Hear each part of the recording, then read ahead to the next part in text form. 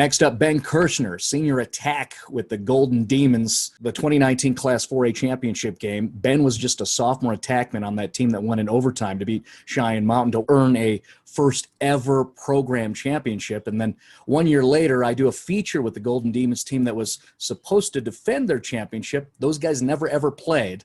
At the time, Ben was a junior, and here he is now. He's a senior on this Golden Demons team. You know, and now when I lay out that timeline, what are your reactions? It's crazy. I mean, it doesn't feel like it was that long ago, but really 2 years ago. And I mean, by now the season was already over.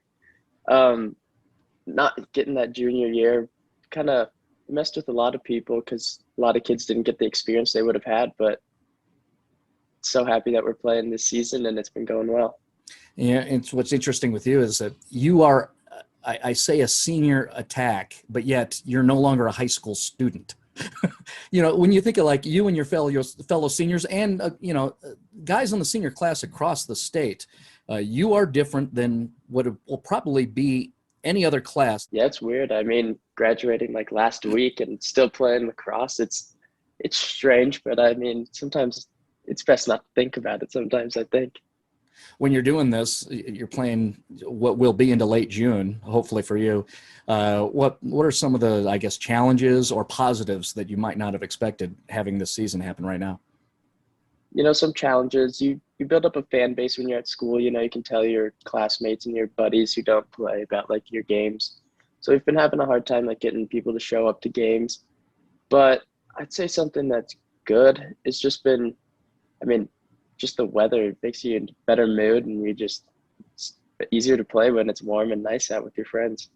Yeah, just one, couple of weeks later than it might normally be, right? Yeah, I mean, it was snowing in the championship game way back when, but now it's 75 and sunny. Can't complain about that. That's notable too. If you think about that 2019 championship game, you guys were in the winter mix as you finished off your game, and then eventually we had a dump as we had a later event. That's not going to happen this year. We're going to be in late June if you make it to that point. Yeah, that would be shocking. Right.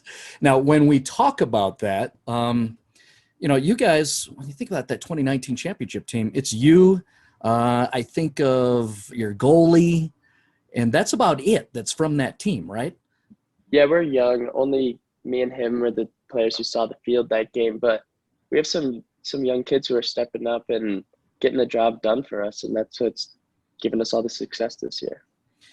How about you personally? You are recently a signee to play Division I lacrosse at University of Massachusetts-Lowell. Why are you a fit there? I got that opportunity, and I looked into it. I did some research on the school and the kids and the coaches, talked with the coaches a bunch, and it seemed like it was going to be a good fit for me. And I really can't wait to get out there next year. When we think about, lacrosse here in the state of Colorado, you're not the only one who has the ability to play at that level. Teams or players that first pop, into your mind if I ask that we should know about here in the state this year?